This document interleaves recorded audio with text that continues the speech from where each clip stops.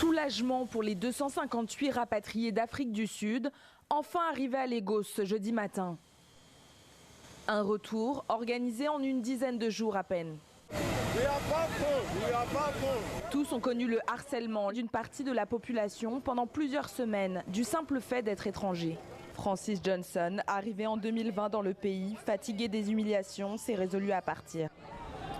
Parce qu'ils nous traitent comme des animaux. Donc, ils ont estimé que nous ne sommes pas dignes d'être parmi eux. Après y avoir bien songé, je me suis dit qu'il n'était pas nécessaire de forcer les choses. Puisqu'ils ne veulent pas de nous, alors c'est pas grave, nous devons partir. La semaine dernière, le Nigeria a entamé le recensement des volontaires au départ et plus de 1000 personnes se sont manifestées.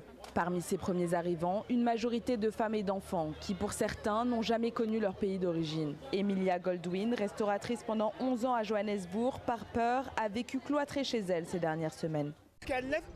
J'ai tout laissé chez moi, absolument tout. Je suis venue juste avec quelques vêtements, les 23 kilos réglementaires, simplement parce que je veux rentrer chez moi.